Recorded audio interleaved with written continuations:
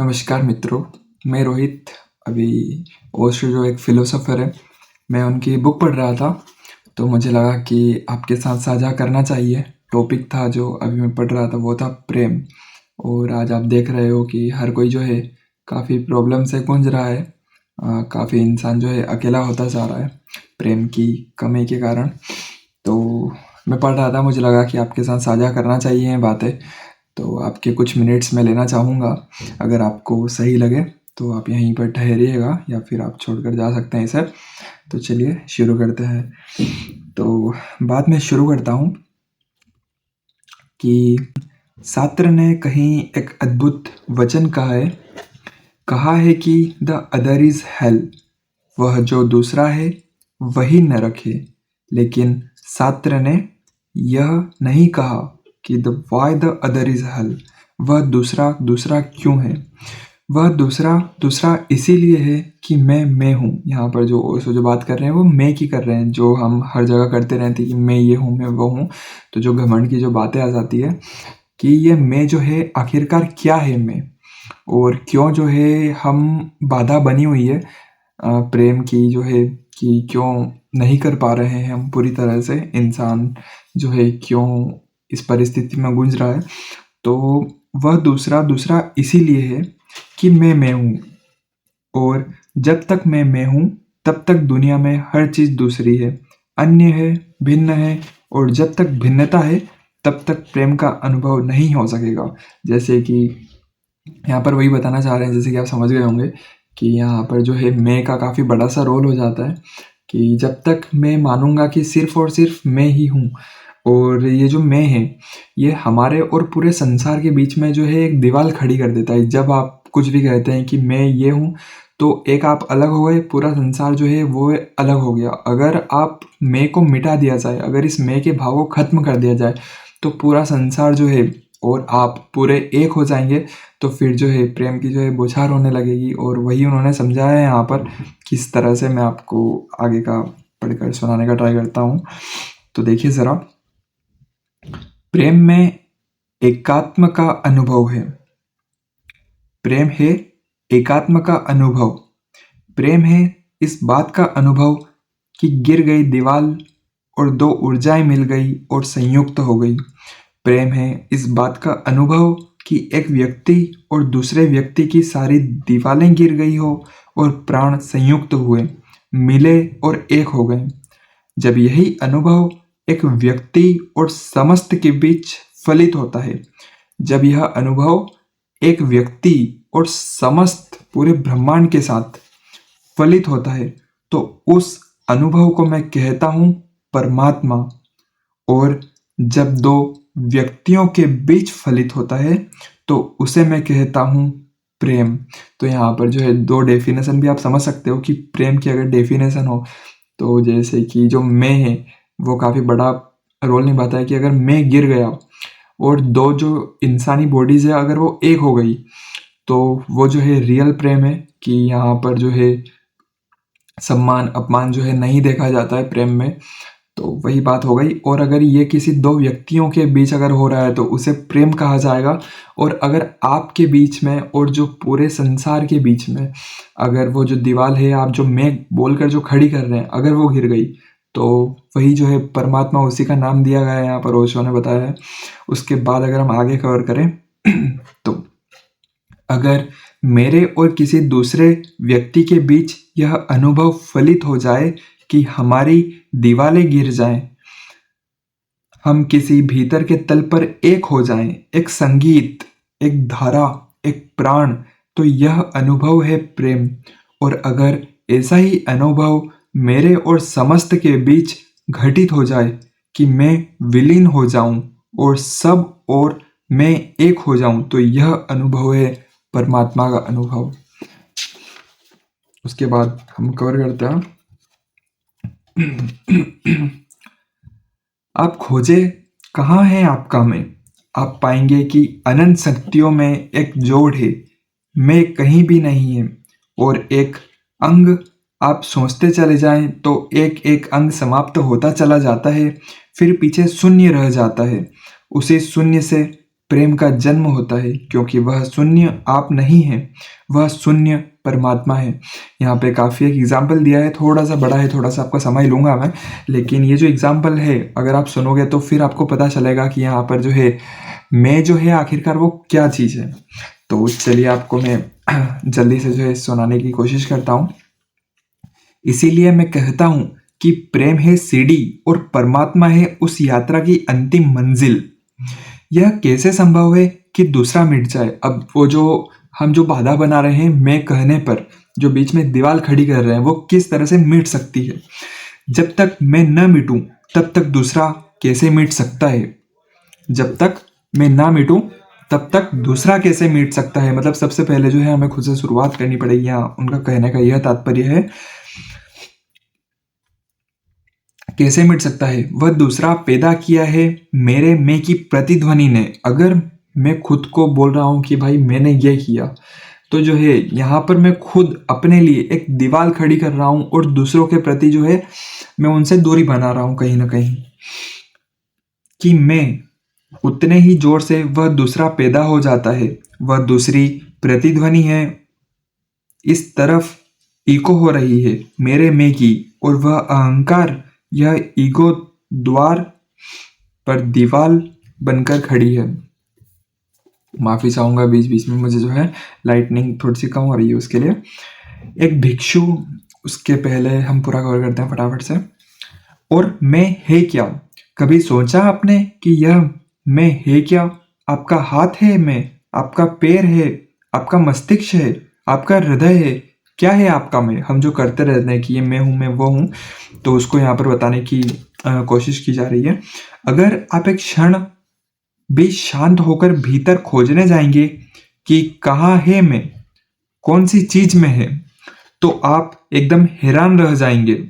तो आप एकदम हैरान रह जाएंगे। भीतर कोई मैं खोजने से मिलने को नहीं। जितना गहरा खोजेंगे उतना पाएंगे भीतर एक सन्नाटा और शून्य है। वहां कोई आई नहीं, वहां कोई मैं नहीं, वहां कोई ईगो नहीं। एक भिक्षु नागसेन को एक सम्राट मिलिंद ने निमंत्रण दिया था कि तुम आओ दरबार में। तो वो राजदूत गया था निमंत्रण देने। उसने नागसेन को कहा कि भिक्षु नागसेन, आपको बुलाया है सम्राट मिलिंद ने, मैं निमंत्रण देने आया हूं। तो वह नागसेन कहने लगा, मैं चलूंगा जरूर, लेकिन एक बात विनय कर दूं, पहले ही कह दूं कि भिक्षु नागसेन जैसा कोई है नहीं। यह केवल एक नाम है, काम चलाऊ नाम है। आप कहते हैं तो मैं चलूंगा जरूर, लेकिन ऐसा कोई आदमी कहीं है नहीं।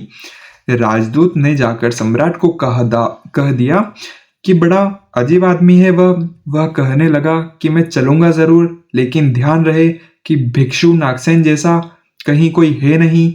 यह केवल एक काम चलाऊ नाम है। सम्राट ने कहा, अजीब सी बात है, जब वह कहता है मैं चलूंगा, आएगा वह आया भी रथ पर बैठकर। सम्राट ने द्वार पर स्वागत किया और कहा, भिक्षु नागसेन, हम स्वागत करते हैं आपका। वह हंसने लगा। उसने कहा कि स्वागत स्वीकार करता हूं, लेकिन स्मरण रहे भिक्षु नागसेन जैसा कोई है नहीं।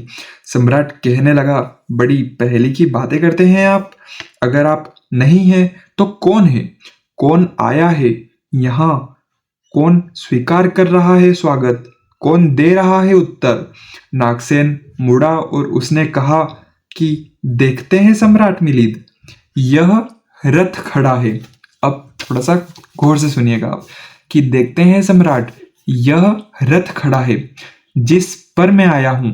सम्राट ने कहा, हाँ यह रथ है। तो भिक्षु नागसेन पूछने लगा, घोड़ों को निकाल कर अलग कर दिया जाए। घोड़े अलग कर दिए गए हैं। और उसने पूछा सम्राट से, यह घोड़े रथ हैं? सम्राट ने कहा, घोड़े कैसे रथ हो सकते हैं? घोड़े अलग कर दिए गए। सामने के डंडे जिसमें घोड़े बंधे थे खिंचवा लिए गए। और उसने पूछा कि ये रथ है? सिर्फ 2 डंडे कैसे रथ हो सकते हैं? डंडे अलग कर दिए गए, चाक निकलवा लिए और कहा, यह है रथ। सम्राट ने कहा, यह चाक है, यह रथ नहीं है। और एक एक अंग रथ का निकलता चला गया और एक एक अंग पर सम्राट को कहना पड़ा कि नहीं, ये रथ नहीं है। फिर आखिरी पीछे शून्य बच गया, वहां कुछ भी न था। भिक्षु नागसेन पूछने लगा, रथ कहाँ है अब? रथ कहाँ है अब? और जितनी चीजें मैंने निकाली, तुमने कहा ये भी रथ नहीं है, ये भी रथ नहीं है, ये भी रथ नहीं है, रथ कहाँ है? तो सम्राट चौंक कर खड़ा रह गया। रथ पीछे बचा भी न था और जो चीजें निकल गई उनमें भी कोई रथ ना था। तो वह भिक्षु कहने लगा, समझे आप, रथ एक जोड़ था, रथ कुछ चीजों का संग्रह मात्र था, रथ का अपना होना नहीं है, कोई ईगो नहीं है, कोई रथ एक जोड़ है। आप खोजें कहाँ है आपका मैं, और आप पाएंगे कि अनंत शक्तियों के एक जोड़ है, मैं कहीं भी नहीं है। और एक अंग अंग आप सोचते चले जाएं तो एक एक अंग समाप्त होता चला जाता है, फिर पीछे शून्य रह जाता है। उसी शून्य से प्रेम का जन्म होता है, क्योंकि वह शून्य आप नहीं है, वह शून्य परमात्मा है।